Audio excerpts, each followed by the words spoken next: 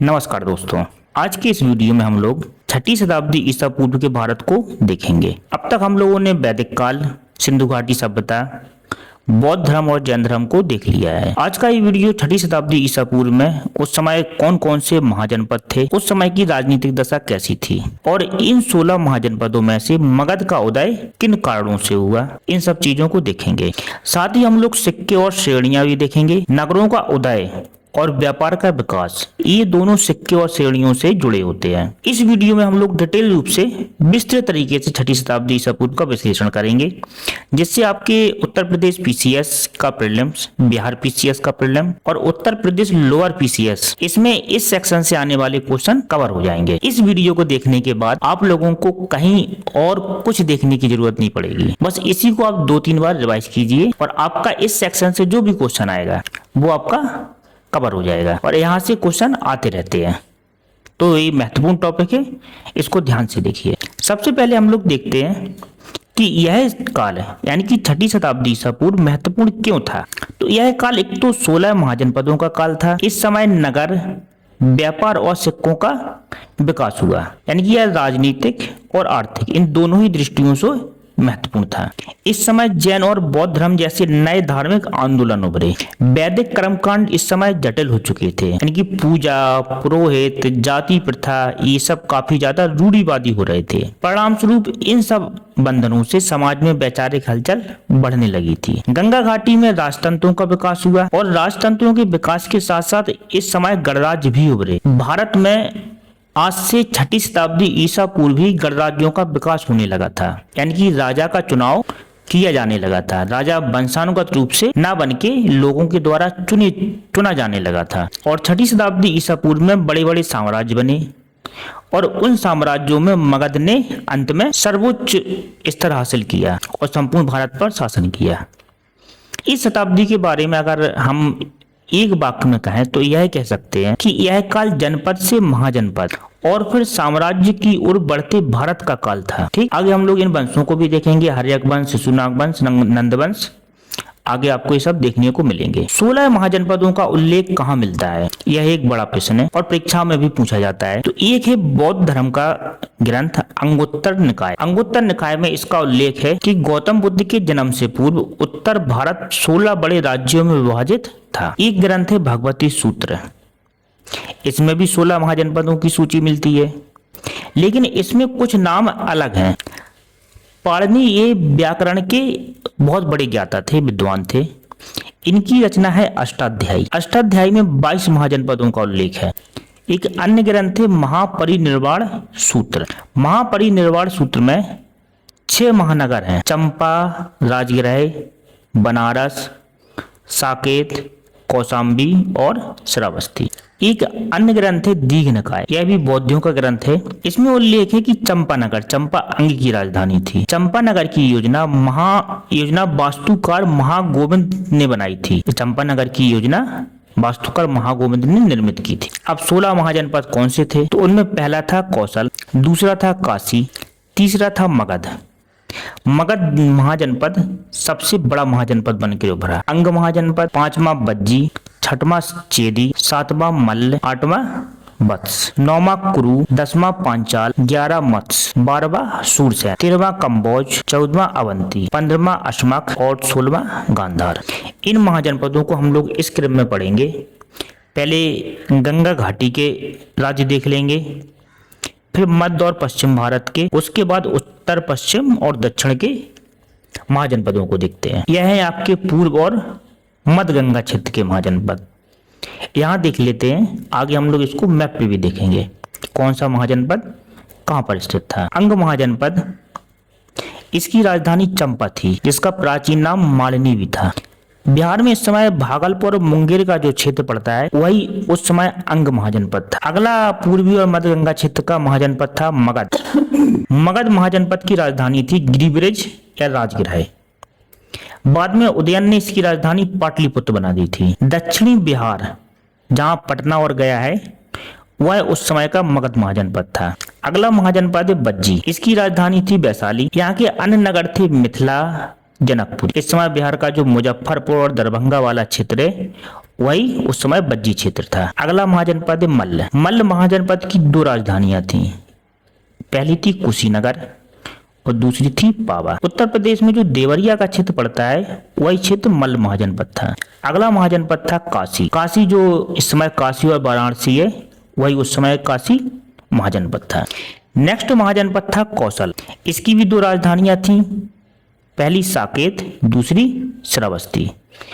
अयोध्या का जो क्षेत्र अवध और अयोध्या का वही कौशल महाजनपद था। ये देखिए मैप में, ये है आपका अंग महाजनपद, यह है मगध, ऊपर जाएंगे बज्जी मिलेगा। ये आप उत्तर पश्चिम की तरफ मल्ल, यह है काशी, काशी के ऊपर ये कौशल अयोध्या वाला क्षेत्र, यह कौशाम्बी का वत्स क्षेत्र, ये बुंदेलखंड का चेदी, ये है मालवा का क्षेत्र अवंती।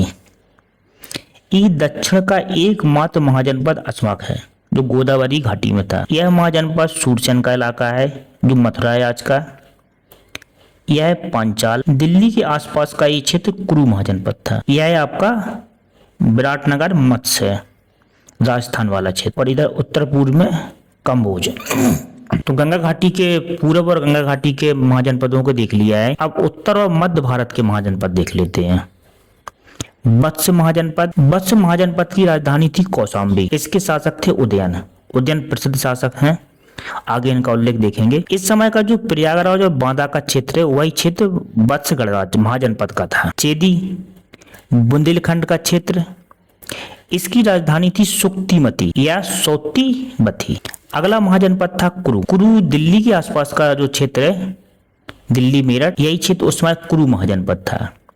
इसकी राजधानी थी इंद्रप्रस्थ। हस्तिनापुर इसी क्षेत्र में था। इस समय जो दिल्ली मेरठ थानेश्वर वाला इलाका है वही कुरु महाजनपद था। अगला महाजनपद था पांचाल। पांचाल महाजनपद की दो राजधानियां थी, एक थी आयच्छर और दूसरी थी काम्पिल। बरेली, बदायूं और फर्रुखाबाद इस समय जहां है वही उस समय पांचाल था। अगला महाजनपद मत्स्य। इसकी राजधानी विराटनगर थी जो राजस्थान वाला इलाका है, जयपुर, अलवर और भरतपुर का क्षेत्र। वर्तमान उत्तर प्रदेश में 8 महाजनपद थे जिनमें काशी, कौशल, वत्स, मल्ल, कुरु, पांचाल, सूरसेन और चेदी था। अब दक्षिण, पश्चिम और उत्तर पश्चिम इस क्षेत्र के महाजनपदों को देखते हैं। अस्मक महाजनपद, यह दक्षिण भारत का एकमात्र महाजनपद था। इसकी राजधानी पोतन या पोतली थी। इस समय गोदावरी घाटी का जो क्षेत्र है आंध्र प्रदेश, वह अस्मक महाजनपद था उस समय। अगला महाजनपद था अवंती। इसकी राजधानी उज्जैनी और महिष्मती थी। पृथ्वीदेव यहाँ के शासक थे। मालवा का जो क्षेत्र है पश्चिम और मध्य मालवा, वही अवंती का क्षेत्र था। उत्तर पश्चिम भारत में 2 महाजनपद थे, एक गांधार, दूसरा कंबोज। गांधार पेशावर और रावलपिंडी का क्षेत्र जो वर्तमान में है वही गांधार महाजनपद उस समय था। इसकी राजधानी तक्षशिला थी। पुष्प कलावती यहाँ का एक नगर था। कंबोज महाजनपद, इस समय जो कश्मीर, दक्षिण पश्चिम कश्मीर क्षेत्र है, राजौरी हजारा वाला क्षेत्र, वही कंबोज था। इसकी राजधानी राजपुर हाटक थी। यह क्षेत्र उस समय अच्छे घोड़ों के लिए, जो श्रेष्ठ घोड़े होते हैं उनके लिए प्रसिद्ध था। ठीक, ये 2 महाजनपद उत्तर पश्चिम महाजनपद थे। कौटिल्य ने अपने अर्थशास्त्र नामक ग्रंथ में कंबोजों को वार्ता शस्त्रोपजीवी संघ कहा था। एक अन्य फैक्ट है कि उज्जैन का प्राचीन नाम अवंतिका था। इस समय कुछ नगर भी थे, बड़े प्रसिद्ध नगर थे। इनका उल्लेख महापरिनिर्माण सूत्र में मिलता है। इन महानगरों में चंपा जो कि अंग की राजधानी थी, राजगिराय जो कि मगध की राजधानी थी, बनारस, साकेत, कौशाम्बी और श्रावस्ती जैसे नगर मिलते हैं। नगरों का विकास व्यापार, सिक्कों और राज सत्ता के विस्तार से जुड़ा होता है। पहले भी जुड़ा हुआ था और आज भी जुड़ा हुआ है कि जब भी नगरों का विकास होगा तो व्यापार का विकास होगा, नए सिक्के होंगे। उस समय धातु के सिक्के चलते थे, आज के समय में कागज के नोट चलते हैं। और राज सत्ता, नगर राज सत्ता का केंद्र माने जाते हैं हमेशा से। 6ठी शताब्दी ईसा पूर्व में 16 महाजनपद तो थे ही, उस समय गणराज्य भी उभर रहे थे। आज लोकतंत्र में जब राजा का चुनाव होता है, जिसको हम मानते हैं कि ये पश्चिम से प्रचलित प्रणाली है, लेकिन भारत में 6ठी शताब्दी ईसा पूर्व भी राजा का चुनाव किया जाने लगा था और यह व्यवस्था गणराज्यों में थी। गणराज्यों में कुल, सभा और संघ जैसे निकाय थे। यह निकाय राजा का चुनाव करते थे। गणराज्यों में एक था बज्जी संघ। बज्जी संघ कुछ छोटे छोटे संघों का समूह था। इसकी राजधानी वैशाली थी। वैशाली के लिच्छवियों को विश्व के प्रथम गणतंत्र की परंपरा से जोड़ा जाता है। वैशाली ये बुद्ध समय का 6ठी शताब्दी ईसा पूर्व का, या जो उस समय का काल बुद्ध काल भी कहलाता है। वैशाली गणराज्य बुद्ध काल का सबसे बड़ा और सबसे शक्तिशाली गणराज्य माना जाता है। सूत्र निपात में वैशाली को मगधपुरम नाम से उल्लेखित किया गया है। एक रचना मिलती है बुद्ध घोष की सुमंगल विलासिनी। इसमें बज्जी संघ की न्याय व्यवस्था में 8 न्यायालयों की सूचना मिलती है। गंगा घाटी के जो प्रमुख गणराज्य थे उनमें कपिलवस्तु के साथ, ये वही कपिलवस्तु है जहां गौतम बुद्ध का जन्म हुआ था। केशुपुत्र के कलाम, रामगाम के कोली, कुशीनारा और पावा के मल्ल, पिपली वन के मोरी, वैशाली के लिच्छवी और मिथिला के विदेह, ये 2 गणराज्य बड़े गणराज्य और विशाल गणराज्य थे। 16 महाजनपदों में 4 महाजनपद सबसे शक्तिशाली थे। उनमें पहला था मगध, दूसरा था कौशल, तीसरा वत्स, चौथा अवंती। मगध की पहले राजधानी राजगृह थी, जिसकी बाद में उदयन ने राजधानी पाटलिपुत्र कर दी। इसको याद रखना कि उदयन ने राजगृह से पाटलिपुत्र राजधानी का स्थानांतरण किया था। इसके बारे में कुछ अन्य तथ्य हैं कि बिंबिसार और अजातशत्रु जैसे यहाँ शासक हुए। इनको हम आगे वंशों को देखेंगे इसी में विस्तृत रूप से। और यह महाजनपद आगे चलकर सबसे शक्तिशाली महाजनपद बना।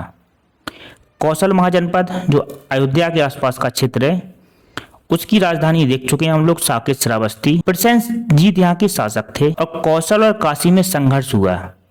अंत में कौशल विजयी हुआ था। अगला महाजनपद है वत्स। इसकी राजधानी देख चुके हैं, कौशाम्बी। इसके शासक थे उदयन। एक बासवदत्ता की कथा मिलती है, वह कथा उज्जैन से संबंधित थी। मालवा के आसपास का क्षेत्र था अवंती। यहाँ की राजधानी उज्जैन महिष्मती थी। प्रद्योत यहाँ के शासक थे। मालवा के आसपास का क्षेत्र था, यह हम लोग देख चुके हैं। इन सभी साम्राज्यों में शक्ति प्रतिस्पर्धा हुई थी, उसमें मगध अंत में जीता। अन्य महाजनपदों के संबंध में बात करें तो काशी, इसके सबसे शक्तिशाली शासक थे ब्रह्मदत्त। उन्होंने कौशल पर विजय प्राप्त की और ये अंततः कौशल में मिल गया था। कौशल की बात करें तो प्रसेनजीत के समय काशी के साथ अनेक गणराज्यों पर कौशल का प्रभाव था। राजधानी कौशल की श्रावस्ती थी और दक्षिणी राजधानी इनकी साकेत थी। वत्स महाजनपद की राजधानी कौशाम्बी, शासक उदयन। एक पिंडोला नामक बौद्ध भिक्षु थे, इन्होंने उदयन को बौद्ध मत में दीक्षित किया था। अवंती, यहाँ के शासक थे प्रद्योत। पहले अवंती और मगध के बीच शक्ति संघर्ष हुआ, बिंबिसार और इनके बीच शक्ति संघर्ष चला, लेकिन प्रद्योत और बिंबिसार के बीच संबंध मैत्रीपूर्ण भी थे। प्रद्योत एक बार अस्वस्थ हो गए थे, तब बिंबिसार ने अपने राजवैद्य जीवक को प्रद्योत का उपचार करने के लिए भेजा था। उदयन बासवदत्ता की कथा मिलती है, जिसका उल्लेख भास के स्वपन बासवदत्तम में है। वह उज्जैन से संबंधित थी। अब सवाल यह उठता है कि मगध इतने शक्तिशाली गणराज्य के रूप में क्यों उभरा? इसके कई कारण थे। पहला था भौगोलिक स्थिति। राजगृह पहाड़ियों से सुरक्षित था, इसके चारों तरफ पहाड़ियां थीं। जब राजगृह से राजधानी पाटलिपुत्र स्थानांतरित की गई तो पाटलिपुत्र गंगा और सोन नदी के संगम पर था। इन नदियों के संगम से व्यापार, परिवहन और सेना के आवागमन में आसानी होती थी।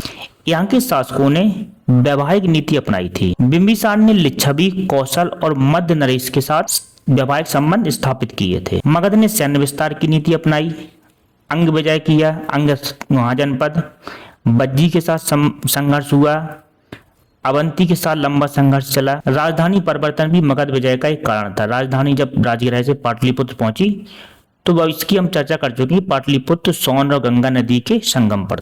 अब देख लेते हैं मगध के साथ। मगध में जिन राजवंशों ने शासन किया उनमें हर्यक, शिशुनाग और नंद वंश के बाद मौर्य वंश। सबसे पहले हर्यक वंश था।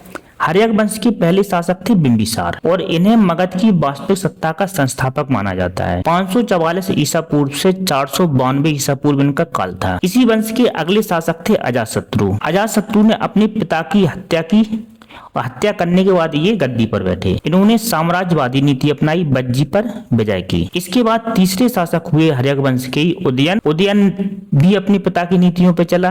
उदयन ने अजातशत्रु की हत्या की और सत्ता पर बैठे। उदयन ने ही राजगृह से पाटलिपुत्र राजधानी स्थानांतरित की थी। हर्यक वंश के बाद आता है शिशुनाग वंश, और शिशुनाग ने ही अवंती पर विजय प्राप्त की थी, जिसके शासक प्रद्योत थे, और इन्होंने मगध साम्राज्य का मालवा तक विस्तार किया। शिशुनाग वंश के अगले शासक थे कालाशोक। कालाशोक के समय हम लोगों ने जब बौद्ध पढ़ा था उस समय देखा था कि कालाशोक के समय द्वितीय बौद्ध संगति हुई थी। इनकी राजधानी पाटलिपुत्र थी। शिशुनाग वंश के बाद आता है नंद वंश। नंद वंश का सबसे शक्तिशाली शासक हुआ महापद्म नंद, और उसके बाद 8 पुत्र हुए, उन्होंने शासन किया। धनानंद इसके अंतिम शासक थे। ठीक, इनका काल था 344 ईसा पूर्व से 321 ईसा पूर्व। अब इन शासकों के बारे में थोड़ा विस्तार से देख लेते हैं। हर्यक वंश के शासक थे बिंबिसार, और यह पहले शासक थे इस वंश के। जैन साहित्य में इन्हें शैरण्य कहा गया। महावंश के अनुसार यह 15 साल की आयु में मगध के राजा बन गए थे। बिंबिसार ने लिच्छवी के राजा चेटक की पुत्री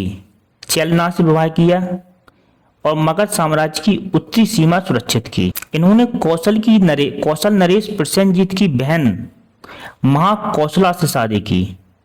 दहेज में इन्हें काशी क्षेत्र मिला था। इन्होंने मध्य देश की राजकुमारी क्षमा से भी विवाह किया था, और उस विवाह के परिणाम स्वरूप इन्हें मद्रों का सहयोग प्राप्त हुआ था। बिंबिसार ने अंग के शासक ब्रह्मदत्त को पराजित किया और अंग को मगध में मिला लिया। बिंबिसार के कुछ अन्य महत्वपूर्ण योगदानों का उल्लेख देखते हैं। इन्होंने बौद्ध धर्म को बेणुवन उद्यान दान में दिया था, बुद्ध और संघ को। बिंबिसार के राजवैद्य थे जीवक का अभी उल्लेख देख चुके हैं। बिंबिसार ने प्रद्योत के इलाज के लिए जीवक को भेजा था। ठीक, इनकी मृत्यु लगभग 492 ईसा पूर्व के आसपास मानी जाती है। बिंबिसार के बाद आया अजातशत्रु। अजातशत्रु को कुड़ के नाम से भी जानते हैं। इन्होंने साम्राज्यवादी नीति अपनाई। इनका पहले कौशल से संघर्ष हुआ, फिर इन्होंने प्रसेनजीत से संधि की। इन्होंने प्रसेनजीत की पुत्री बाजरा के साथ विवाह किया था। काशी पर मगध का अधिकार पुनः स्वीकार किया गया इन्हीं के समय। इन्होंने बज्जीगढ़ संघ को हराया और अंततः उसको मगध में मिला लिया था। इन्हीं के पुत्र थे उदयन। उदयन ने पाटलिपुत्र राजधानी बनाई, और पाटलिपुत्र आगे चलकर मौर्य सत्ता का केंद्रीय नगर बना। हर्यक वंश के बाद आता है शिशुनाग वंश। शिशुनाग ने शिशुनाग वंश की स्थापना की थी। पुराणों में उसे क्षत्रिय बताया गया। अवंती की विजय से मगध की पश्चिमी सीमा मालवा तक पहुंच गई थी। अवंती के अधीन वत्स पर मगध का प्रभाव हुआ। शिशुनाग ने गिरिब्रज के अतिरिक्त वैशाली को दूसरी राजधानी बनाया था। शिशुनाग के बाद आए कालाशोक या काकवर्ण। काकवर्ण के समय बौद्धों का दूसरा संगति हुई थी।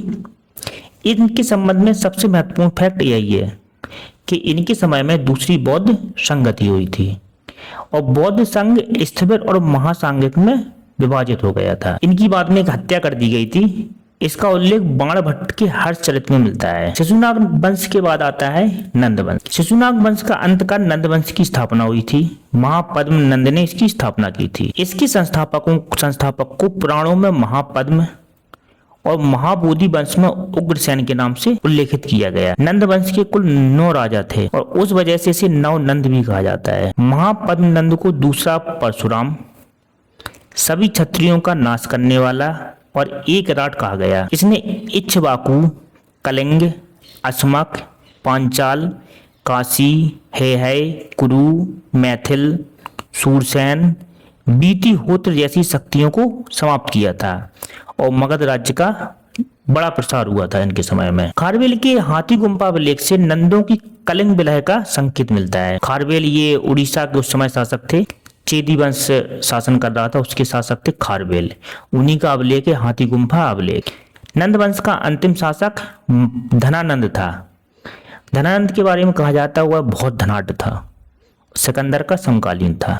यूनानी लेखकों ने धनानंद को अग्रमीज कहा है। धनानंद का भद्रशाल सेनापति था, और इसने भारी कर लगाए थे। चंद्रगुप्त मौर्य ने इन्हीं धनानंद को पराजित किया था, और उसके बाद मौर्य वंश की स्थापना हुई थी। नंद शासक जैन मत के समर्थक थे, ऐसा माना जाता है।